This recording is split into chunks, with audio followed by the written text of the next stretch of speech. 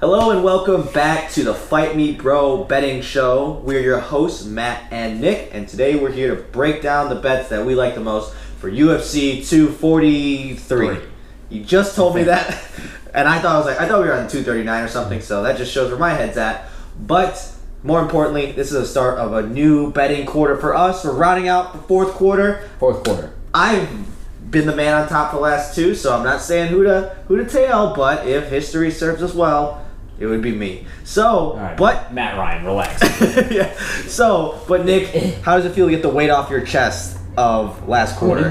New man. Lighting the loafers. Went down a belt loop today. I just feel light. Burden. Back feels better. We're ready to rock. Short memory. All right. Well, I have 4 bets. It's called all time. Yeah, and Nick has 3. I'm gambling all time. Yeah, exactly. But what do you feel about the slate? You feel confident? No. This is a terrible lead-off card, I will say. I like next week's better, actually. Like, a lot better with the Joanna Waterson fight. But we're here. We have one of the better fights. Probably second best fight, I would say. Anticipation-wise? Anticipation-wise. Actually, no. Anticipation-wise, this might be number 1. I'm trying to think of what has happened. Gaethje and Cerrone was up there for me.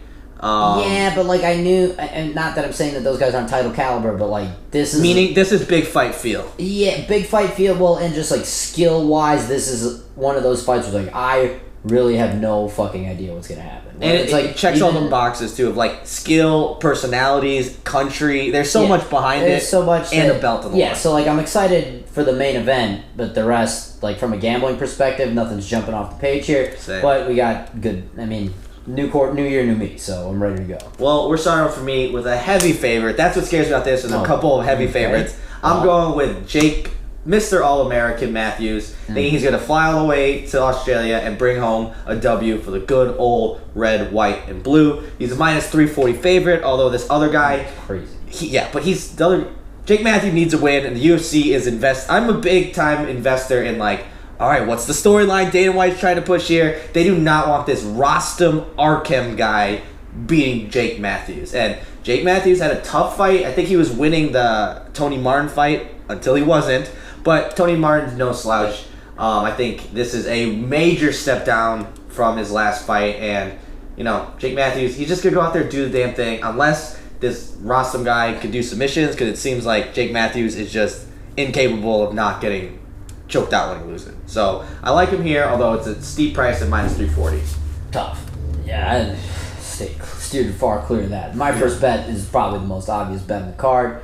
Honestly surprised I didn't make it my lock, but I went with more of fourth quarter, it's time to get bold. We need to come out and make a statement, so I actually opted to maybe not go with my most confident pick for my lock. However, and also, because I've literally never heard of this person, this is one of your Nick's special, it's the other person, it's not me, it's you, bets. Ji Young Kim is fighting Nadia Kasem. That's all you need to know. Minus 160. Nadia Kasem is 4-0. Those 4 opponents, or 4-2 or whatever, she was 4-0 coming into the UFC. And then those 4 opponents, I believe their combined record is somewhere in the ballpark of 4-36. Yeah. So the 4 wins that she has are more or less against girls who are in 6th grade. Yeah. So do I need to explain this more? I don't even know who Ji Young Kim is. I just figure if you're allowed, she's a professional, you win this fight. If you're a pro, you don't lose to Nadia Kasem. End of story. And also, I just don't understand. There's so many of these bikini pics of Nadia Kasem circling the internet right now. One of the girls that you just wonder hey, you're pretty bad at fighting. Why don't you just invest more time in the bikini thing? Yeah, just be a hot chick. And I feel like she's being a hot chick pays the bills. Not only does it pay bills, I think it might, outside of winning the lottery, be the easiest job of all time. You're just hot. You just go on vacation and tell people that Bang Energy is somehow better than Monster, even though it costs 72 times more, and all the ingredients are exactly the same. Hey, if it's good enough for hot chicks, it's good enough for me. Yeah. Again, much like my Paige Van Zandt take. If you're writing the check, I'll sell you Bang Energy. Yeah. I'll sell you whatever gel that you rub on you and you apparently get a 6-pack. I'm selling it for the bag. What I'm saying is, don't understand why Nadia Kasem, someone who was proven #not great at fighting, is not doing that.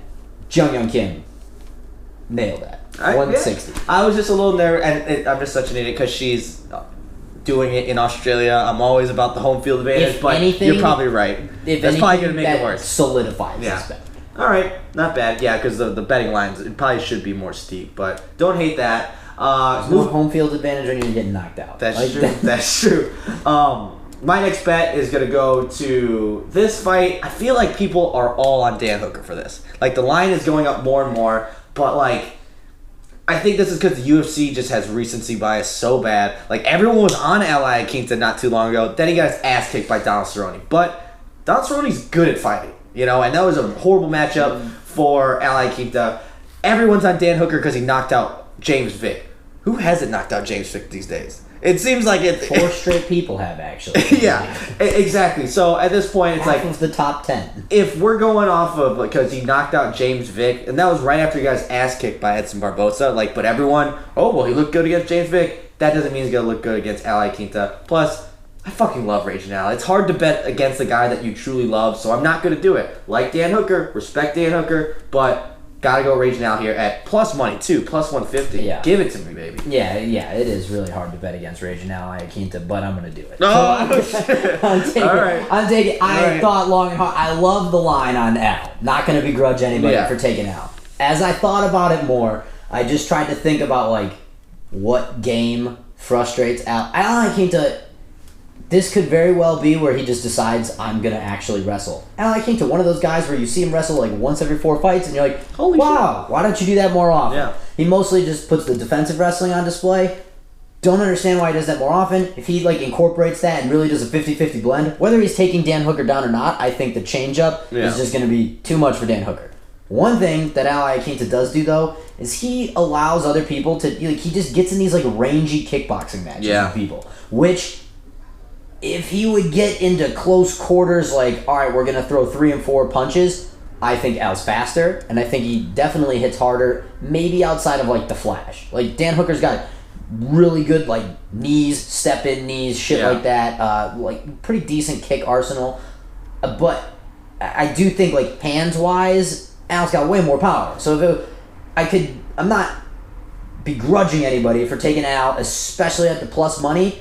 I'm effectively banking on this just being one of those fights. I don't know. It has that feel of a fight where it's just going to be like, all right, this is where Al makes a statement, and then he comes out and wants to do, like, get in his low crouch, do the shoulder roll, and then he just is going to get jabbed and, like, block high kicks. Like, nothing's going to connect, but he'll just be blocking high kicks for 3 rounds, and it's going to be like, this is where the home field advantage comes. Then it'll be like, well, like, Dan Hooker's kind of our guy. So, 29-28. Like, I don't know why. I get the feeling that that's going to be written all over it. If Ally Quinta gets lulled into a kickboxing match, Dan Hooker's really fucking tall, and all he does is fight long. Like, the only thing that he does inside that I really am, like, wowed with is just, like, again, stepping knees, close quarter shit. Not too impressed with, like, the hooks, the slip, the roll. No, it's, like, everything that he does is very, like, long and linear, and I don't know why I just see Al getting sucked into, like, a long, linear, rangy kickboxing fight, and it's just going to be, like, like, very winnable fight for Al that he doesn't win. Like, that's kind of how I see it going. Well, I just gotta say, you're a real motherfucker for this one, because you planted the seed in my head. Like, I assumed Al was gonna be the favorite here, and then the other day, he's like, oh, Ally Quinta at plus money. He planted the seed in my head, and then I haven't been able to shake it since, so... Fuck you. I had to really look at it. No, that's not cool. I was almost sure we were going to be on the same side of that one, but you know what? There are all is fair in love and war. So I appreciate the hustle. I just got to know. The fight is always on. Yeah, the fight is always on. All right, so moving on. I'm moving on to the main event. This is going to be a banger. I wish I could bet whether or not it's going to be. Lock of the week? Not my lock of the week, but I'm going with Robert Whittaker over Israel Adesayna. Love Israel Adesayna. He's a fucking warrior.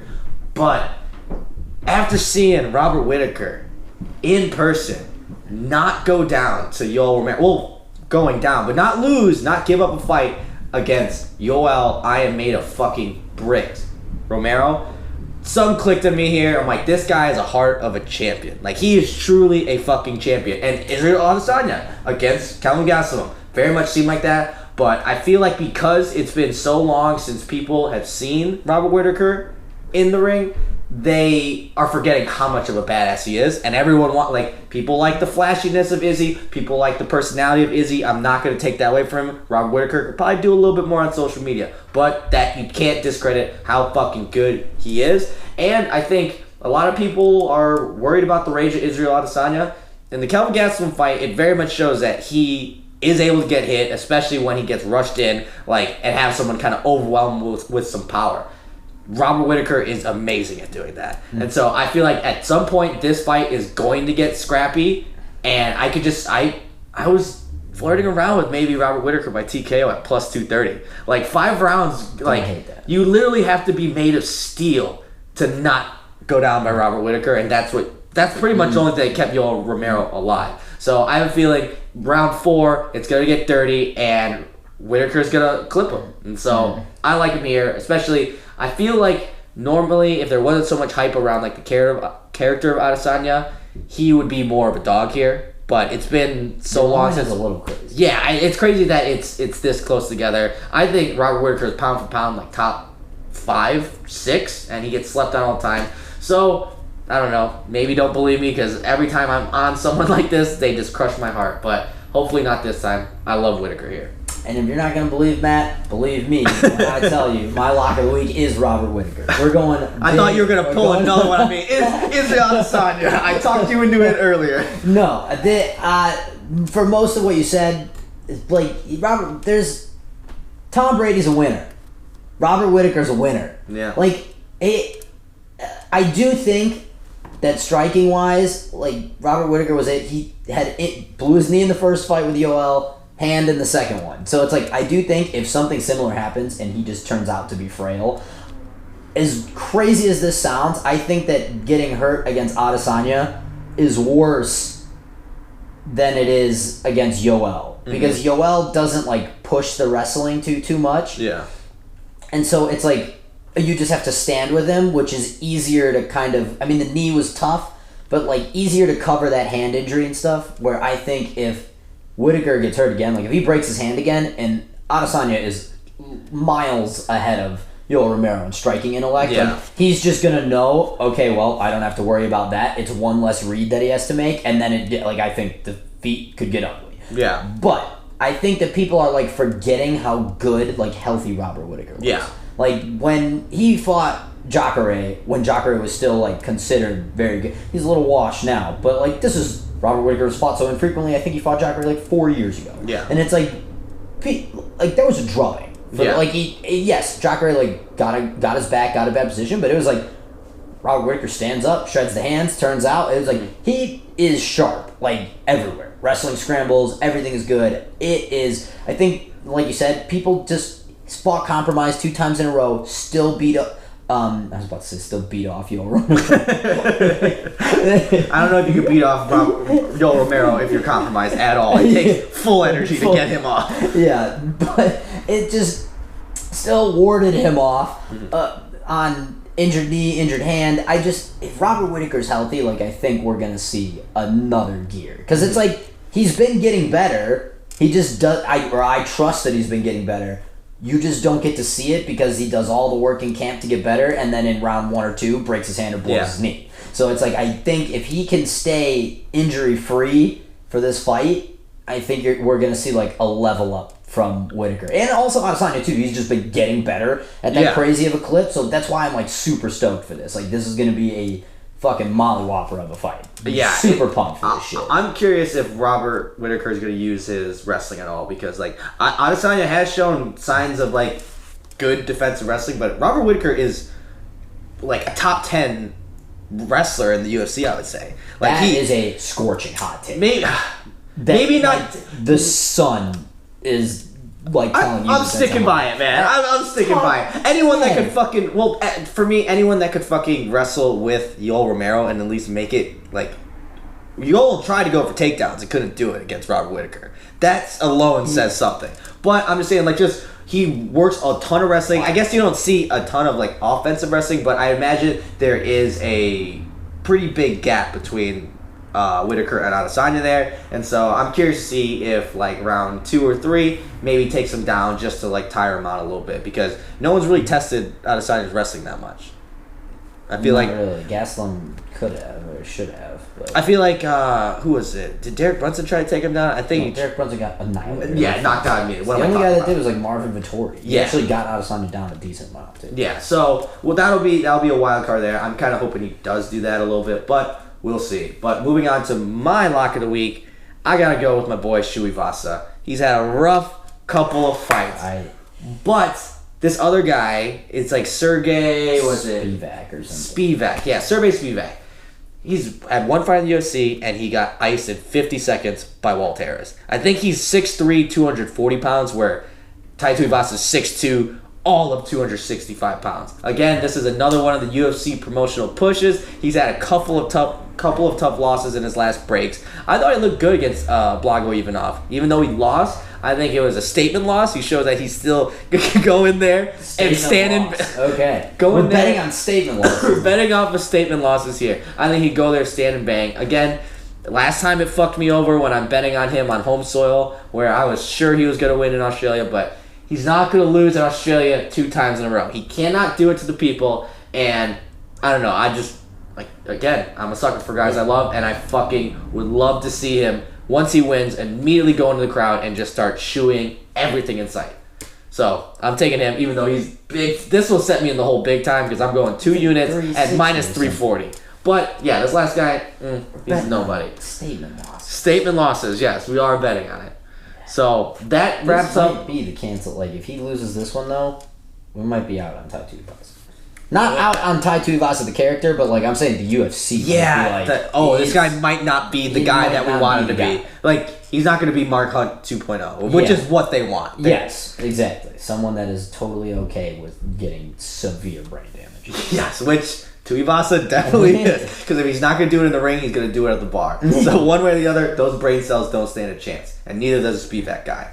So that wraps up our bets for the week. Tweet us out any sort of hot tips we have, because we will be betting these. So you can tweet us at Below the Belt MMA, or you can find me at Broliva and Nick at _ a guy and a key. Until then, we will see you next week for Michelle Watterson and Joanna Colby and Robbie Lawler. All right, peace, guys.